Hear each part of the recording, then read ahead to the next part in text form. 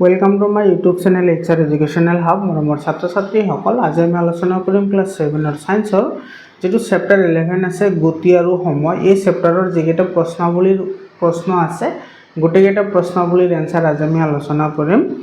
মোৰ ছাত্ৰ ছাত্ৰীসকল, তোমালোকে এইটো ইউটিউব চেনেলতে ক্লাছ 6 পৰা ক্লাছ 10 লৈকে সায়েন্স আৰু মেথছৰ সকলো ধৰণৰ প্ৰশ্নৰ এনসাৰ তোমালোকে পাই যাবা। গতিকে চেনেলটো সাবস্ক্ৰাইব কৰা আৰু তোমাৰ বন্ধুবৰ্গৰ সৈতে শ্বেয়াৰ কৰা। মোৰ ছাত্ৰ ছাত্ৰীসকল, তোমালোকে চেপ্টাৰ ৱাইজ MCQবোৰ পাই যাবা, কাৰণ তোমালোকে জানাই MCQবোৰ আজিকালি বেছি ইম্পৰ্টেণ্ট হয়। যিকোনো কম্পিটিটিভ এক্সামত গ'লে তোমালোকৰ MCQ লাগে, বিশেষকৈ তোমাৰ সায়েন্সৰ কাৰণে মই MCQবোৰ সাজি উলিয়াইছোঁ, তোমালোকে পাই যাবা। ৰেগুলাৰলি ভিডিঅ'বোৰ চাই থাকিবা। আৰু যদি তোমালোকৰ প্ৰতিটো চেপ্টাৰৰে যদি ক্লাছ 6 পৰা ক্লাছ 10 লৈকে প্ৰতিটো চেপ্টাৰৰে তোমালোকে PDF ফাইলো পাই যাবা। আৰু যদি PDF ফাইল লাগে তেতিয়াহ'লে ভিডিঅ'টো শেষলৈকে চাই থাকা, কেনেদৰে তোমালোকে PDFটো পাবা মই সেইটো মোৰ কণ্টেক্ট নম্বৰত দি দিম। আৰম্ভ কৰিছোঁ আজিৰ ভিডিঅ'টো। চোৱা, যেটো গতি আৰু সময় আছে সেইটো প্ৰশ্নাৱলীৰ 1 নম্বৰ প্ৰশ্নটোত কি কৈছে চোৱা, শুদ্ধ উত্তৰটো বাছি লোৱা। মটৰ গাড়ী গুৱাহাটীৰ পৰা নলবাৰী আৰু পাঠশালালৈ যাবলৈ সময় লাগে ক্ৰমে 2 ঘণ্টা আৰু 3 ঘণ্টা। এতেকে গুৱাহাটীৰ পৰা নলবাৰীৰ দূৰত্ব। এটা অপশন দিছে চোৱা, গুৱাহাটী পাঠশালাৰ দূৰত্বৰ সমান, এটোতো নহয়। গুৱাহাটী পাঠশালাৰ দূৰত্বৰ আধা, এটো নহয়। গুৱাহাটী পাঠশালাৰ দূৰত্বতকৈ কি হয়, কম হয়। কাৰণ এতে চোৱা, গুৱাহাটীৰ পৰা নলবাৰীৰ মাজৰ যেটো দূৰত্ব সেইটো যাবলৈ সময় লাগে 2 ঘণ্টা, আৰু গুৱাহাটীৰ পৰা পাঠশালা যাবলৈ সময় লাগে কেই ঘণ্টা, 3 ঘণ্টা। তাৰ মানে গুৱাহাটীৰ পৰা নলবাৰী ওচৰত আছে, মানে গুৱাহাটীৰ পৰা পাঠশালাৰ যেটো নলবাৰীৰ দূৰত্ব সেইটো পাঠশালাৰ দূৰত্বতকৈ কি আছে, কম আছে। বুজি পালানে? তো ইয়াৰ শুদ্ধ উত্তৰটো আহিব তোমাৰ C নম্বৰ অপশনটো কাৰেক্ট হ'ব। 2 নম্বৰ প্ৰশ্নটো চোৱা কি কৈছে। 2 নম্বৰ প্ৰশ্নত কৈছে উৰাজাহাজেৰে গুৱাহাটীৰ পৰা কলকাতালৈ যাবলৈ সময় লাগে 1 ঘণ্টা লাগে। এতেকে কলকাতাৰ গুৱাহাটীৰ নিচেই ওচৰত বিবৃতিটো। এতে কি কৈছে চোৱা, উৰাজাহাজৰ সহায়ত যদি আমি গুৱাহাটীৰ পৰা কলকাতালৈ যাওঁ তেতিয়াহ'লে আমাৰ সময় লাগে 1 ঘণ্টা। সেইবুলি আমি ক'ব পাৰিম নেকি যে গুৱাহাটী আৰু কলকাতা নিচেই ওচৰত? নহয়। তো এইটো কি হ'ব, তোমাৰ অসত্য হ'ব, হয়নে? কাৰণ তোমাৰ এইটো চব ভ্ৰমণৰ সময়ৰ ওপৰত দূৰত্ব নিৰ্ভৰ নকৰে, এইটো সঁচা হয়। আৰু উৰাজাহাজ কম সময়তে বেছি দূৰত্ব অতিক্ৰম কৰিব পাৰে, তো এইটো কি হয়, সঁচা হয়। তো তোমাৰ B আৰু C তোমাৰ কি হ'ব, দুয়োটা উক্তি সঁচা হ'ব। তো B আৰু C দুয়োটা উক্তি যে সঁচা সেইটো কোনটোত আছে, তোমাৰ D নম্বৰ অপশনত আছে। গতিকে তোমাৰ কি হ'ব, D নম্বৰ অপশনটো কাৰেক্ট হ'ব। বুজি পালানে? ইয়াৰে পিছত এইটো চোৱা, 3 নম্বৰ যেটো প্ৰশ্ন দিছে, 3 নম্বৰ প্ৰশ্নটোত কি কৈছে চোৱা, ধীৰগামী বাহনৰ বাবে দ্ৰুতিৰ মান সদায় কি হয়, কম হয়। ধীৰগামী বাহনৰ দ্ৰুতিৰ মান কিয় কম হয়? কাৰণ ধীৰগামী বাহনে তোমাৰ বেছি সময়ত কি কৰে, কম দূৰত্ব অতিক্ৰম কৰে। মানে দূৰত্ব অতিক্ৰম কৰিবলৈ হ'লে বেছি সময়ৰ প্ৰয়োজন হয়। 4 নম্বৰ প্ৰশ্নত কি কৈছে চোৱা, SI একক পদ্ধতিত সময়ৰ একক কি? বহুত ইম্পৰ্টেণ্ট হয়, এনেকুৱা কুৱেশ্যন তোমালোকৰ আপাৰ ক্লাছতো লাগিব। SI পদ্ধতিত সময়ৰ একক হৈছে ছেকেণ্ড। তেৰ শুদ্ধ উত্তৰটো হ'ব C নম্বৰ অপশনটো কাৰেক্ট হ'ব। 5 নম্বৰ কুৱেশ্যনটো চোৱা, পৃথিৱীৰ ঘূৰ্ণনৰ বাবে কি হয়, দিন ৰাতি হয়? এইটোও সঁচা হয়। এইটো জহকালি আৰু জাৰকালি হয়, এইটো নহয়। দিন চুটি আৰু দীঘল হয়। মানে A নম্বৰ আৰু C নম্বৰ দুয়োটা কাৰেক্ট হয়। ইয়াৰে তোমাৰ এইটো চোৱা, D নম্বৰত আছে, A আৰু C দুয়োটা কাৰেক্ট হয়। গতিকে D নম্বৰ অপশনটো কি হ'ব, শুদ্ধ উত্তৰ হ'ব বা কাৰেক্ট হ'ব। 6 নম্বৰ কুৱেশ্যনটো চোৱা কি কৈছে, দ্ৰুতিৰ গড় মান গতিশীল বস্তুটোৰ, যেটো দ্ৰুতিৰ গড় মান তোমালোকে জানাই যে গড় মান কেনেকৈ উলিওৱা হয়। মই এবাৰ কৈ দিছোঁ আকৌ চোৱা, ধৰি লোৱা দুটা বস্তু আছে A আৰু B, আৰু সেই বস্তু দুটাই তোমাৰ A কিলোমিটাৰ আৰু B কিলোমিটাৰ যদি যায় তেতিয়াহ'লে ইয়াৰে গড় দ্ৰুতিৰ মান হ'ব A + B / 2। তাৰ মানে গড় দ্ৰুতিৰ মান হৈছে বস্তু দুটাই অতিক্ৰম কৰা সৰ্বোচ্চ দ্ৰুতি আৰু সৰ্বনিম্ন দ্ৰুতিৰ যোগফলক যদি 2ৰে হৰণ কৰোঁ তেতিয়াহ'লে আমি কি পাওঁ, গড় মান পাওঁ। তো তাৰ মানে আমি ক'ব পাৰিম যে সৰ্বনিম্ন আৰু সৰ্বোচ্চ মানৰ মাজৰ এটা মানকে আমি কি বুলি কওঁ, গড় মান বুলি কওঁ। তো ইয়াৰে C নম্বৰ অপশনটোত আছে এইটো। গতিকে C নম্বৰ অপশনটো কাৰেক্ট হ'ব। ইয়াতে চোৱা, সৰ্বোচ্চ আৰু সৰ্বনিম্ন দ্ৰুতিৰ মাজভাগত থকা এটা মান, এইটো C নম্বৰ অপশনটো কাৰেক্ট হ'ব। ইয়াৰে পিছত চোৱা, 7 নম্বৰ কুৱেশ্যনত কি কৈছে, 24 ঘণ্টীয়া ঘড়ীত 8 বাজিলে 12 ঘণ্টীয়া ঘড়ীত তোমাৰ কেইটা বাজিব? 8 বাজিব, 20 বাজিব, 16 বাজিব, ওপৰৰ এটাও নহয়। ইয়াতে চোৱা, 24 ঘণ্টাৰ ঘড়ীত বাজিছে কেইটা, 8টা। তেতিয়াহ'লে 12 ঘণ্টাৰ ঘড়ীত কেইটা বাজিব, 4টা বাজিব। ইয়াতে 4 অপশ্যনটো নাই, আছে নেকি? 4 অপশ্যনটোতো নাই। ইয়াতে 8 বজাৰ কথা কৈছে, তো তুমি 24 ঘণ্টাৰ যিটো টাইম থাকে সেই টাইমটো যদি 12 ঘণ্টা টানিবলৈ যোৱা, চিম্পল কি কৰিবা তোমালোকে 12ৰ পৰা যিমান টাইম দিয়া থাকে সেইখিনি মাইনাছ কৰিবা। মানে 12ৰ পৰা যদি 8 মাইনাছ কৰা তেতিয়াহ'লে তোমাৰ কিমান আহিব? 4 আহিব। 12ৰ পৰা 8 গ'লে 4 হয়, তাৰ মানে 12 ঘণ্টাৰ ঘড়ীত তোমাৰ 4টা বাজিব। যদি 24 ঘণ্টীয়া ঘড়ীত 8টা বাজে, তেতিয়া 4 অপশ্যনটো ক'তো নাই, তেতিয়া ডি নাম্বাৰটো অপশ্যন কাৰেক্ট হ'ব, ওপৰৰ এটাও নহয়। বুজি পালা? ইয়াতে 4 বাজিব, এইটো অসমীয়াত লিখিছে এইটো 4 বাজিব, কিন্তু ইয়াতে তোমাৰ সেই অপশ্যনটো নাই, গতিকে ওপৰৰ এটাও নহয়। বুজি পালানে? ইয়াৰে পিছত 8 নম্বৰ কুৱেশ্যনত কি কৈছে? সুষম গতিৰে গতিশীল বস্তু এটাৰ গতিৰ সময়ছোৱাত, সুষম গতি মানে কি চোৱা? সুষম গতি মানে কোনো এটা বস্তুৱে যদি সমান সমান সময়ৰ মূৰে মূৰে যদি সমান সমান দ্ৰুতিৰে আৰু চিধা ৰেখাৰে যদি গতি কৰে, তেতিয়াহ'লে সেইটোক তোমাৰ কি বুলি কোৱা হয়? সুষম গতি বুলি কোৱা হয়। তো ইয়াতে কি কৈছে চোৱা, দ্ৰুতিৰ মান একে থাকে কিন্তু গতিৰ দিশ সলনি হয়, এইটোতো নহয়। গতিৰ দিশ সলনি হ'লেও সেইটোক সুষম গতি বুলি কোৱা নহয়। বি নম্বৰ অপশ্যনটোত কি দিছে চোৱা, এইটো চোৱা, বি নম্বৰ অপশ্যনত দিছে দ্ৰুতিৰ মান সলনি হয় কিন্তু গতিৰ দিশ একে থাকে, এইটো নহয়। দ্ৰুতিৰ মান সলনি হ'লে সেইটোক আমি সুষম গতি বুলি ক'ব নোৱাৰোঁ বা সুষম দ্ৰুতি বুলি ক'ব নোৱাৰোঁ।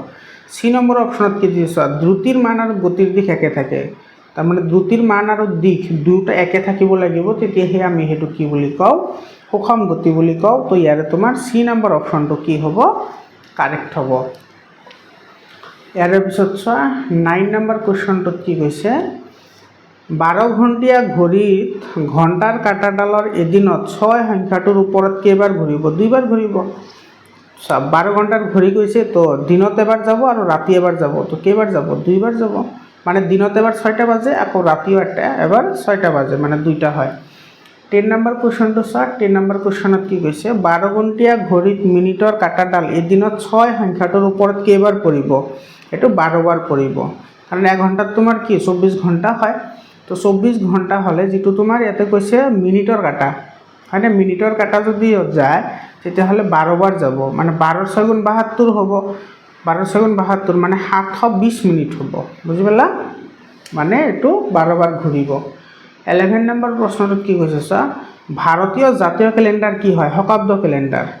ভাৰতৰ জাতীয় যিখন কেলেণ্ডাৰ সেইটো হৈছে শকাব্দ কেলেণ্ডাৰ, আৰু এইটো চনটো মনত ৰাখিবা, এইটো 1957 চনত এইটো ভাৰতবৰ্ষই এইটো তোমাৰ কি কৰিছে, অসমৰ যিটো চৰকাৰী যিটো গেজেট আছে সেইটো মতে অনুমোদন জনাইছে 1957 চনত বা 1957 চনত যিটো শকাব্দ কেলেণ্ডাৰ আছে সেইটো ভাৰতৰ জাতীয় কেলেণ্ডাৰ হিচাপে স্বীকৃতিপ্ৰাপ্ত দিছে বা স্বীকৃতি প্ৰদান কৰিছে। 2 নম্বৰ প্ৰশ্নটো চোৱা, 2 নম্বৰ প্ৰশ্নত কি কৈছে? দ্ৰুতি কাক বোলে? তো এনচাৰ তুমি এনেদৰে লিখিবা, গতিশীল কোনো বস্তুৱে একক সময়ত অতিক্ৰম কৰা দূৰত্বক বস্তুটোৰ কি বুলি কোৱা হয়? দ্ৰুতি বুলি কোৱা হয়। বুজি পালানে? ইয়াৰে পিছত চোৱা, বি নম্বৰ কুৱেশ্যনটোত কি কৈছে? 2B হয় এইটো, দ্ৰুতি ভ্ৰমণৰ সময় আৰু গতিপথৰ দৈৰ্ঘ্যৰ মাজৰ সম্পৰ্কটো লিখা। আমাৰ ছাত্ৰ ছাত্ৰীসকল এইটো তুমি এনেকৈ লিখিব পাৰা, গতিপথৰ দৈৰ্ঘ্য, ভ্ৰমণৰ সময় আৰু দ্ৰুতিৰ মাজৰ সম্পৰ্কটো হ'ল দ্ৰুতি = গতিপথৰ দৈৰ্ঘ্য / ভ্ৰমণৰ সময়, এইটো লিখিলে হৈ যাব। ইয়াৰে পিছত চোৱা 2D নম্বৰ কুৱেশ্যনটোত কি কৈছে? তো চি নম্বৰ কুৱেশ্যন হয়, দ্ৰুতগামী বস্তুৰ দ্ৰুতিৰ মান কিয় বেছি? চোৱা, দ্ৰুতগামী বস্তুৰ দ্ৰুতিৰ মান এইকাৰণে বেছি হয় কাৰণ বস্তুটো কম সময়ত বেছি দূৰত্ব কি কৰে? অতিক্ৰম কৰে। এইটো এনচাৰ লিখিবা যে দ্ৰুতগামী বস্তুৰ দ্ৰুতিৰ মান বেছি কাৰণ বস্তুটোৱে কম সময়ত বেছি দূৰত্ব অতিক্ৰম কৰে। বুজি পালা? ইয়াৰ পিছত ডি নম্বৰ কুৱেশ্যনটোত কি কৈছে চোৱা, ধীৰগামী বস্তুৰ দ্ৰুতিৰ মান কিয় কমে বা কিয় কম হয়? এইটোৰ এনচাৰ এনেদৰে লিখিবা, ধীৰগামী বস্তুৰ দ্ৰুতিৰ মান কম কাৰণ ধীৰ গতিত বস্তু এটা সদায় লাহে লাহে যায়। লাহে লাহে যায় মানে কি হয়? অৰ্থাৎ বেছি সময়ত কম দূৰত্ব অতিক্ৰম কৰে। তো তুমি এইটো এনচাৰ লিখিব পাৰিবা। মানে তোমাৰ যদি সময় বেছি লাগে আৰু দূৰত্ব কম যায়, তাৰমানে বস্তুটো লেহেমীয়া, মানে লাহে লাহে যায়, হয়নে? ইয়াৰে পিছত চোৱা, ই নম্বৰ কুৱেশ্যনটোত কি কৈছে? দ্ৰুতিৰ SI একক কি? দ্ৰুতিৰ SI একক হ'ল মিটাৰ প্ৰতি ছেকেণ্ড। এইটো ইংৰাজীত m ডিভাইডেড বাই s বুলিও লিখে বা এইটো m s - 1 এইটো এনেকৈও লিখে তোমাৰ যেটো ভাল লাগে তুমি হেটো লিখিবা বা তুমি এটো লিখিব পাৰা মিটাৰ প্ৰতি সেকেন্ড বুলিও লিখিব পাৰিবা বা মাজত এটা অবলিক সাইন দিলেও তুমি এটো লিখিব পাৰিবা এটা f নম্বৰ প্ৰশ্নটো চোৱা এটা গতিশীল বস্তুৱে 5 মিনিটত 100 মিটাৰ পথ অতিক্ৰম কৰিলে বস্তুটোৰ দ্ৰুতি কিমান হ'ব সো আমি জানো যে দ্ৰুতি ইজ ইকুয়াল টু এটো তোমাৰ অতিক্ৰম কৰা দূৰত্ব ডিভাইডেড বাই সময় ডিভাইডেড বাই কি সময় এতে অতিক্ৰম কৰা দূৰত্ব কিমান আছে 100 মিটাৰ এটো 100 বহাই দিয়া 100 মিটাৰ আৰু সময় কিমান লৈছে 5 মিনিটস সময় লৈছে কিমান 5 মিনিটস তো 5 মিনিটস 5 * 60 সেকেন্ড আহিব হয়নে কাৰণ তোমাৰ এটো তোমাৰ কিহত দিয়া আছে তো মিনিটত দিয়া আছে তো মিনিটত থাকলে সেকেন্ডত নিব লাগিব তো তোমাৰ মিনিট যদি হয় মিনিট হলে তোমাৰ 5 মিনিট আছে তো সেকেন্ডত নিবলে হলে এটো 60 ৰে পূৰণ কৰিব লাগিব তো এটো আহিব তোমাৰ 300 আৰ ওপৰত আহিল 100 তো এটো 00 এটো 00 কি যাব ক্যান্সেল যাব আৰু এটো তোমাৰ আহিব কিমান আহিব এটো 1 ক 3 ৰে হৰণ কৰিব লাগে 1 ক 3 ৰে হৰণ কৰিলে পইণ্ট দিলে 0 আহিব 3 আহিব এটো আহিব 9 মানে এটো আহিব তোমাৰ 0.333 এটো আহিব মিটাৰ পাৰ সেকেন্ড বা এটো তুমি যদি এনেকে কৰা 5 এটো তোমাৰ বস্তুটোৰ দ্ৰুতি আহিব অতিক্ৰম কৰা দূৰত্ব এটো আছে তোমাৰ 100 মিটাৰ ডিভাইডেড বাই 5 মিনিট তো ইয়াৰে যেটো একক আহিব হেতু তোমাৰ হ'ব 20 এটো আহিব মিটাৰ পাৰ মিনিট পাৰ মিটাৰ আহিব মিনিট পাৰ মিটাৰ এটো কিন্তু লক্ষ্য ৰাখিবা এটো কিন্তু ভুল নকৰিবা এতে লিখতে ভুল হৈছিল এটো ভুল নকৰিবা 100 ডিভাইডেড বাই 5 তুমি যদি এনেকে কৰা তেতিয়া হলে তোমাৰ যেটো একক আহিব হেতু আহিব মিনিট পাৰ মিটাৰ মানে তোমাৰ 20 মিটাৰ বাই 1 মিনিটত বুজি পালানে আৰু যদি সেকেন্ডত কৰা তেতিয়া হলে এটো আহিব এটো এনেকে কৰিব লাগিব তেতিয়া আহিব 0.333 মিটাৰ পাৰ সেকেন্ড বা মিটাৰ প্ৰতি সেকেন্ড আহিব এৰ পিছত চোৱা জি নাম্বাৰ কোৱেশ্চনটো চোৱা এখন মটৰ গাড়ীয়ে ৰাতিপুৱা 8 বজাত যাত্ৰা আৰম্ভ কৰি দুপৰীয়া 12 বজাত গন্তব্য স্থান পায়গৈ আৰম্ভ কৰিছিল 8 বজাত পালে কিমান বজাত 12 বজাত তাৰ মানে কেই ঘণ্টা যাত্ৰা কৰিছে 4 ঘণ্টা যাত্ৰা কৰিছে গাড়ীখনৰ দ্ৰুতিৰ গড় মান 60 কিলোমিটাৰ প্ৰতি ঘণ্টা এটা 1 ঘণ্টাত যায় মানে 60 কিলোমিটাৰ হলে ঠাইখনৰ কি ওলাবলৈ দিছে ঠাইখনৰ দূৰত্ব কিমান এটো ঠাইখনৰ দূৰত্ব কিমান আৰু গাড়ীখনৰ দ্ৰুতিৰ গড় মান মিটাৰ প্ৰতি সেকেন্ড এককত প্ৰকাশ কৰা এতে তুমি প্ৰথমতে লিখিব লাগিব মুঠ সময় তোমাৰ কিমান আছে এতে তোমাৰ 8টা বজাত আৰম্ভ কৰিছিল আৰু 12টাত শেষ হৈছে মানে 4 ঘণ্টা গৈছে তো 4 ঘণ্টা এতিয়া 4 ঘণ্টাক তুমি এটো কি তোমাৰ যদি সেকেন্ডত আনা তেতিয়া হলে এটো আমাৰ সেকেন্ডত আনিবলৈ দিছে এটো পিছত আনিম তো 4 ঘণ্টা আৰু দ্ৰুতি দিয়া আছে এতে দ্ৰুতি দিয়া আছে কিমান 60 তোমাৰ দিয়া আছে কিলোমিটাৰ পাৰ আওয়াৰ দিয়া আছে তো আমি প্ৰথমতে দ্ৰুতি উলাই লও তো দ্ৰুতি ইজ ইকুয়াল টু কি আছিল অতিক্ৰম কৰা দূৰত্ব হয়নে অতিক্ৰম কৰা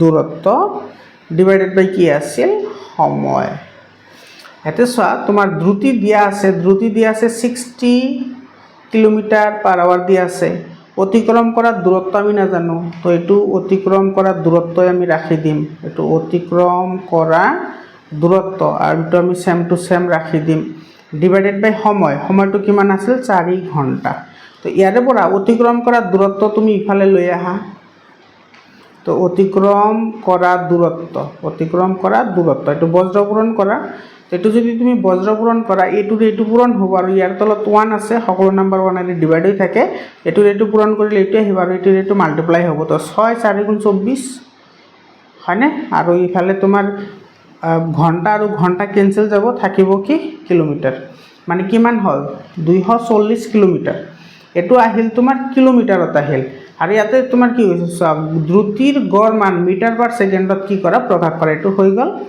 এতিয়া চোৱা যিটো দ্ৰুতি আছে সেইটো তোমাৰ কি কৰিব লাগে এইটো 60 এইটো কিলোমিটাৰ প্ৰতি ঘণ্টা আছে এইটো আমি মিটাৰ পাৰ ছেকেণ্ডত নিব লাগে এতিয়া চোৱা 60 আৰু ইয়াতে কিলোমিটাৰ আছে তো কিলোমিটাৰক মিটাৰত নিবলৈ হ'লে আমি কি কৰিব লাগে 1000 এৰে পূৰণ কৰিব লাগে কাৰণ কি তোমাৰ 1 কিলোমিটাৰত কিমান থাকে 1000 মিটাৰ থাকে গতিকে আমি এটো 60000 এৰে মাল্টিপ্লাই কৰিলো আৰু সময়টো দি আছে তোমাৰ কিমান 4 ঘণ্টা দি আছে তো ইয়াতে 4 ঘণ্টা তুমি 60 ৰে পূৰণ কৰিলে মিনিটত যাব আৰু 60 ৰে পূৰণ কৰিলে সেকেন্ডত যাব বুজি পালানে এটা 60 আহিল তোমাৰ মিনিটৰ কাৰণে আৰু এটা 60 আহিছে তোমাৰ সেকেন্ডৰ কাৰণে তো এটো 0 কেনসেল গল a0 কেনসেল গল হয়নে তো ইফালে ৰৈ গল কি তোমাৰ চাস এটো ৰৈ গল তোমাৰ 4 6 গুণ কিমান হল 24 আৰু ইফালে ৰল 6 আৰু ইফালে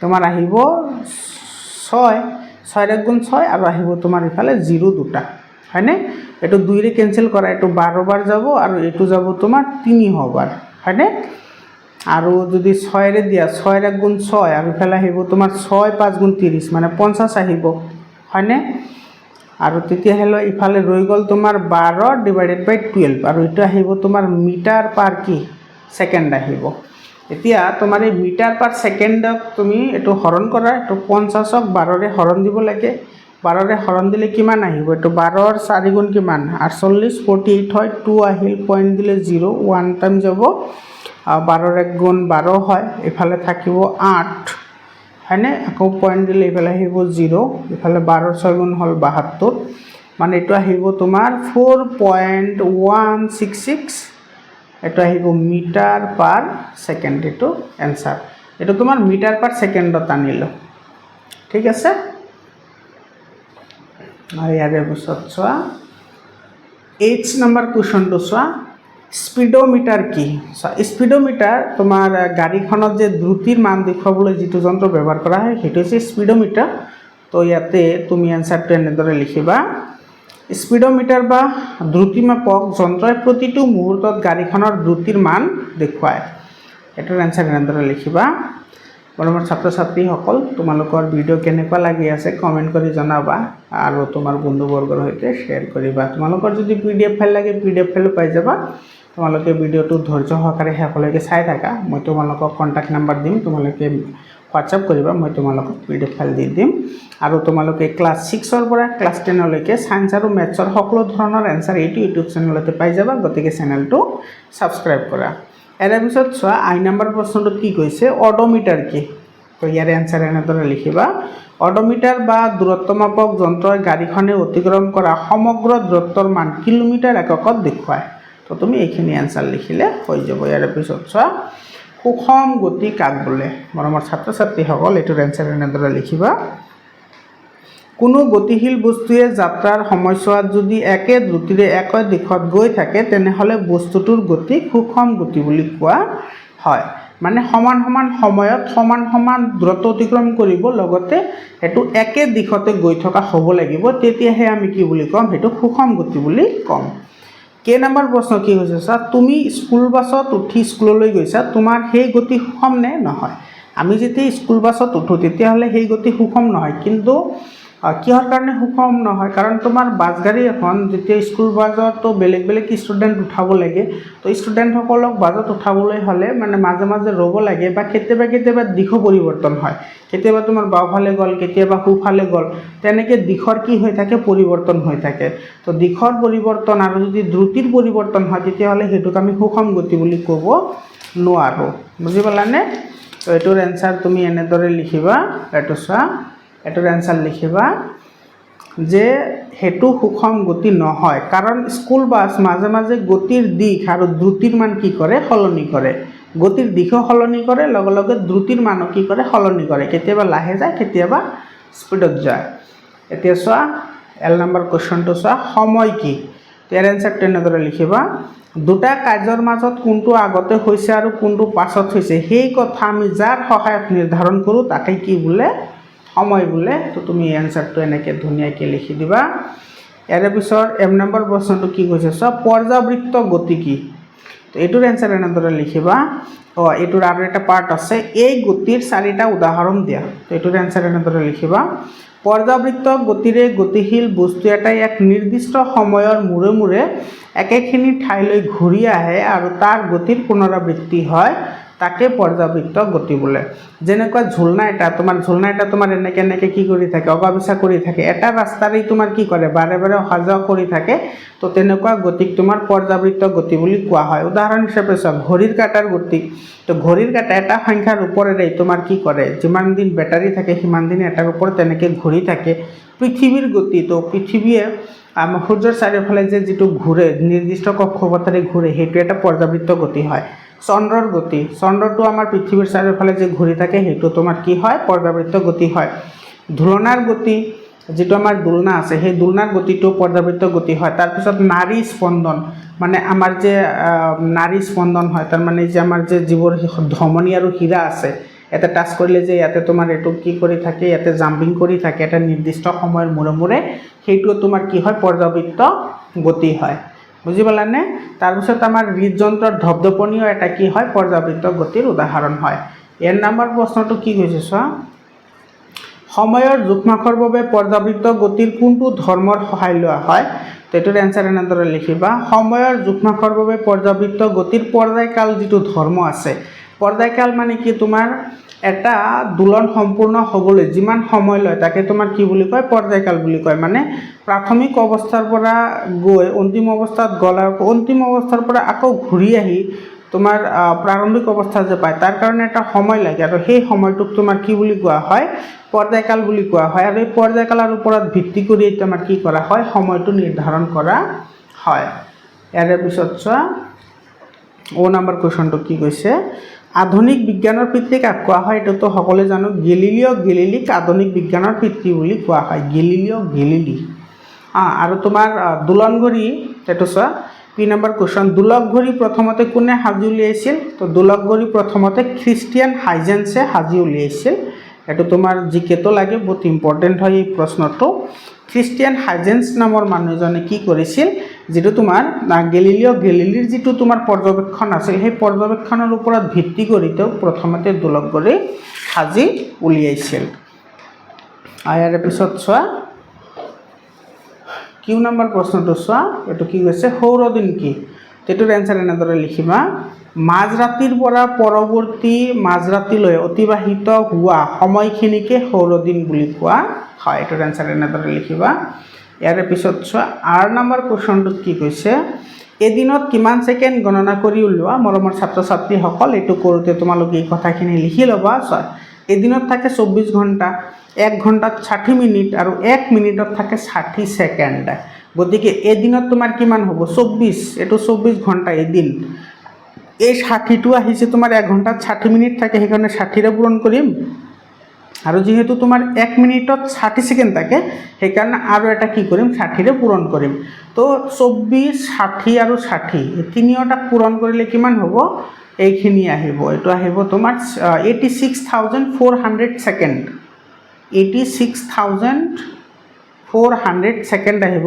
মানে 86400 সেকেন্ড আহিব তো এটো এনসাৰ এস নম্বৰ প্ৰশ্নটো চোৱা এস নম্বৰ প্ৰশ্নত কি কৈছে পৃথিৱীৰ ঘূৰ্ণনৰ বাবে দিন ৰাতি কেনেকৈ হয় তো এটোৰ এনসাৰ তোমালোকে এনেদৰে লিখিবা পৃথিৱীৰ ঘূৰ্ণনৰ বাবে দিন ৰাতি আংশিক গতিৰ ফলত হয় আংশিক গতিৰ ফলত তোমাৰ কি হয় দিন ৰাতি হয় কেনেকৈ হয় যিফালে সূৰ্যৰ পোহৰ পৰে সেইফালে দিন হয় আৰু আনফালে কি হয় ৰাতি হয় তো তোমাৰ এটো তোমাৰ সূৰ্য হয় ইফালে তোমাৰ পৃথিৱীখন ঘূৰি থাকে তো পৃথিৱী এনেকৈ যেতিয়া ঘূৰিব সূৰ্যৰ পোহৰ তোমাৰ যিফালে পৰিব সিফালে দিন হ'ব আৰু যিফালে সূৰ্যৰ পোহৰ নপৰে সিফালে কি হ'ব ৰাতি হ'ব বুজি পালানে ইয়াৰ পিছৰ প্ৰশ্নটো 3 নম্বৰ কোৱেশ্চনটো কি কৈছে গ্ৰেগৰী ক্যালেন্ডাৰৰ জানুৱাৰী মাহৰ নামটোৰ তাৎপৰ্য কি তো এটোৰ এনসাৰ এনেদৰে লিখিবা গ্ৰেগৰী ক্যালেন্ডাৰৰ জানুৱাৰী মাহৰ তাৎপৰ্য হ'ল এজন জানুছ নামৰ দেৱতাৰ নামতে মাহটোৰ নাম অনুযায়ী কি কৰা হৈছে জানুৱাৰী নামটো ৰখা হৈছে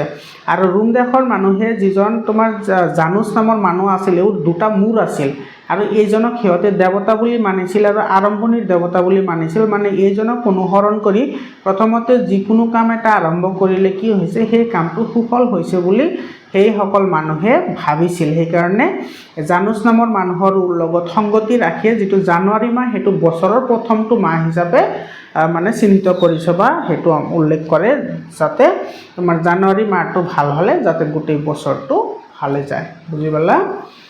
ইয়াৰে পিছত চোৱা ইউ নম্বৰ প্ৰশ্ন, শকাব্দ কেলেণ্ডাৰৰ মতে বছৰৰ প্ৰথম মাহ কি আৰু কেতিয়া আৰম্ভ হয়? এটোৰ এনসাৰ এনেদৰে লিখিবা। শকাব্দ কেলেণ্ডাৰ মতে বছৰৰ প্ৰথমটো মাহ চৈত্ৰ মাহ আৰু এই মাহ মাৰ্চ মাহৰ 22 তাৰিখে কি হয় আৰম্ভ হয়।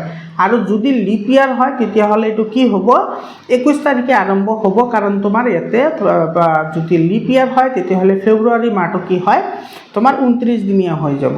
বুজি পালা? মৰমৰ ছাত্ৰ ছাত্ৰীসকল, যেটো 3 নম্বৰ কুৱেশ্যনছ আছে 3 নম্বৰ কুৱেশ্যনৰ এনসাৰটো আলোচনা কৰাৰ আগতে তোমালোকক প্ৰথমতে কৈছিলোঁ যে তোমালোকে PDF ফাইল পাই যাবা। যদি PDF ফাইল লাগে তেতিয়াহ'লে 7002824673 এইটো নম্বৰত হোৱাটছআপ কৰিবা, তোমালোকে PDF ফাইল পাই যাবা। তোমালোকে ক্লাছ 6ৰ পৰা ক্লাছ 10 লৈকে সায়েন্স আৰু মেথছৰ সকলো ধৰণৰ PDF তোমালোকে পাই যাবা। তোমালোকে এইটো নম্বৰত হোৱাটছআপ কৰিবা আৰু তোমালোকে ভিডিঅ'বোৰ ৰেগুলাৰলি চাই থাকিবা আৰু তোমাৰ বন্ধুবৰ্গৰ সৈতে শ্বেয়াৰ কৰিবা। চেনেলটো ছাবস্ক্ৰাইব কৰা যদি প্ৰথমবাৰ আহিছা। 3 নম্বৰ প্ৰশ্নটো চোৱা কি কৈছে, কিছু বহলাই লিখা পৃথিৱীৰ পৰিভ্ৰমণ গতিৰ বিষয়ে বৰ্ণনা কৰা। মানে পৃথিৱীয়ে তোমাৰ সূৰ্যৰ চাৰিওফালে যে ঘূৰে এইটো কেনেকৈ ঘূৰে তাৰ বিষয়ে অলপ বহলাই লিখিবলৈ দিছে। তো এইটোৰ এনসাৰ তুমি এনেদৰে লিখিবা। পৃথিৱীয়ে নিজ মেৰুদণ্ডক কেন্দ্ৰ কৰি এপাক ঘূৰাকে আহ্নিক গতি বোলে। আৰু এপাক ঘূৰোতে পৃথিৱীৰ যিটো কক্ষপথ আছে সেই কক্ষপথেৰে এপাক ঘূৰোতে যিমান সময় লাগে তাক 1 বছৰ বুলি কোৱা হয়। মানে কিমান দিন লাগে 365 দিন লাগে, আৰু যদি লিপ ইয়াৰ হয় তেতিয়াহ'লে 366 দিন লাগে। তো পৃথিৱীয়ে নিজ কক্ষপথত সূৰ্যৰ চাৰিওফালে এটা এনেকৈ লিখিবা, সূৰ্যৰ চাৰিওফালে ঘূৰা গতিক বাৰ্ষিক গতি বোলে। বাৰ্ষিক গতি মানে এবছৰ বুলি কোৱা হয়। আহ্নিক গতিৰ ফলত দিন ৰাতি হয়। পৃথিৱীয়ে নিজ মেৰুদণ্ডত পশ্চিমৰ পৰা পূবলৈ ঘূৰে, সেয়ে পূবত থকা ঠাইসমূহ আগতীয়াকৈ সূৰ্যৰ মুখামুখি হয়। মানে যিসকল দেশ তোমাৰ পূৰ্ব দিশত আছে সেইসমূহ দেশত সূৰ্যটো আগতে দেখা পোৱা যায়। ইয়াৰ পিছত চোৱা 2 নম্বৰ যিটো কুৱেশ্যন আছে সেইটো কৈছে কেলেণ্ডাৰৰ বিষয়ে এখন চমু ৰচনা লিখা। এইটোৰ এনসাৰ এনেদৰে লিখিবা। কেলেণ্ডাৰ হৈছে দিনবোৰ সংগঠিত কৰাৰ এক সঁজুলি। মানুহে তেওঁৰ বাবে কেলেণ্ডাৰ ব্যৱহাৰ কৰে আৰু চন্দ্ৰ হৈছে আটাইতকৈ মুখ্য প্ৰাকৃতিক নিয়মীয়াকৈ পুনৰাবৃত্ত হোৱা ঘটনা যি সময়ত ৰক্ষণাবেক্ষণৰ বাবে উপযোগী। মানে চন্দ্ৰ চাই আগৰ দিনৰ মানুহেতো চন্দ্ৰ চাই ক'ব পাৰিছিল যে এইটো মাহ কিমান দিনীয়া হ'ব বা কেইদিনীয়া নহয়, বা এইটো তোমাৰ কেতিয়া বা ৰাতি হ'ব বা কেতিয়া দিন হ'ব। তো সেইটো কাৰণে আগৰ দিনৰ মানুহে তোমাৰ চন্দ্ৰক কেন্দ্ৰ কৰি কি কৰিছিল সময়টো নিৰ্ধাৰণ কৰিছিল, মানে সময়টো ৰক্ষণাবেক্ষণৰ কাৰণে তোমাৰ চন্দ্ৰটোক ব্যৱহাৰ কৰিছিল। এনেদৰে বিশ্বব্যাপী প্ৰাক আধুনিক সমাজত মানে তোমাৰ টেকন'লজি অহাৰ আগতে সমাজত এইটো কি কৰিছে এইটো চোৱা লুনেশ্যন আৰু বছৰটো সচৰাচৰ সময় একক হিচাপে ব্যৱহাৰ কৰা হৈছিল। তাৰপিছত তুমি এনেদৰে লিখিবা এইটো চোৱা, তথাপিও তোমাৰ ৰোমান বৰ্ষপঞ্জীত অতি প্ৰাচীন এইটো ইট্ৰুস্কান 10 মাহৰ মানে 10 মাহৰ সৌৰবৰ্ষৰ অৱশিষ্ট আছিল। প্ৰাচীন নিকট প্ৰাচ্যত লিখা বিকাশৰ ওপৰত নিৰ্ভৰশীল প্ৰথম ৰেকৰ্ড কৰা ভৌতিক কেলেণ্ডাৰবোৰ হৈছে এইটো ব্ৰঞ্জ যুগৰ ইজিপ্টিয়ান আৰু সুমেৰিয়ান কেলেণ্ডাৰ। এইটো তোমালোকে নাম শুনিছা, এইটো ইজিপ্টিয়ান কেলেণ্ডাৰ আৰু সুমেৰিয়ান কেলেণ্ডাৰ। এইটো হৈছে পৃথিৱীৰ আটাইতকৈ পুৰণি কেলেণ্ডাৰ। এইবোৰ ঠিক কৰা হৈছিল আৰু তোমাৰ যিবোৰ ঘটনা হোৱা নাই সেইবোৰৰ পৰিকল্পনা ৰখাৰ বাবে তেওঁলোকে কি কৰিছিল এই ইজিপ্টিয়ান আৰু সুমেৰিয়ান যিবোৰ কেলেণ্ডাৰ আছে সেইসকল ব্যৱহাৰ কৰিছিল। মৰমৰ ছাত্ৰ ছাত্ৰীসকল, আহিছোঁ শেষৰটো প্ৰশ্নলৈ। সময়ৰ ডাঙৰ ডাঙৰ এককবোৰ কেনেদৰে সৃষ্টি হৈছিল লিখা। মৰমৰ ছাত্ৰ ছাত্ৰীসকল, এইটোৰ এনসাৰ তোমালোকে এনেদৰে লিখিব পাৰিবা। এইটো চোৱা, এইটো এনেদৰে লিখিবা এইটোৰ এনসাৰ। এইটো চোৱা, এইটো লিখিবা পৃথিৱীয়ে সূৰ্যৰ চাৰিওফালে এক নিৰ্দিষ্ট উপবৃত্তাকাৰ কক্ষপথেৰে পৰিভ্ৰমণ কৰে। এই কক্ষপথেৰে এপাক ঘূৰিবলৈ 365 দিন লাগে, যাক এবছৰ বুলি কোৱা হয়। এবছৰক 12টা ভাগত ভাগ কৰিলে প্ৰতিটো ভাগক এমাহ বোলা হয়। এমাহক 4টা ভাগত ভাগ কৰিলে প্ৰতিটো ভাগক এসপ্তাহ বোলে। 2 সপ্তাহক একেলগে এক পষেক বুলি কোৱা হয়। মানে 14 দিন হ'লে তোমাৰ কি হয় এপক্ষেক বুলি কোৱা হয় 10 বছৰক এক দশক বুলি কোৱা হয় আৰু 100 বছৰক একেলগে এক শতিকা বুলি কোৱা হয় তো এনেকৈ কি হৈছিল যেটো সময়ৰ ডাঙৰ ডাঙৰ একক সেইবোৰ তোমাৰ সৃষ্টি হৈছিল মৰমৰ ছাত্ৰ ছাত্ৰীসকল তোমালোকে চেনেলটো সাবস্ক্ৰাইব কৰা তোমাৰ বন্ধুবৰ্গৰ সৈতে শেয়াৰ কৰা আৰু যদি ভিডিওটো ভাল লাগিছে তেতিয়াহলে কমেন্ট কৰি জনাবা আৰু পিডিএফ ফাইলৰ কাৰণে তোমালোকে হোৱাটসঅ্যাপ কৰিবা সকলো ধৰণৰ প্ৰশ্ন থাকিলে তোমালোকে হোৱাটসঅ্যাপতে তোমালোকে ডিসকাস কৰিব পাৰিবা আজিৰ কাৰণে এইখিনিয়ে আকৌ লগ পাম বেলেগ এটা চেপ্টাৰৰ এনসাৰ লৈ ধন্যবাদ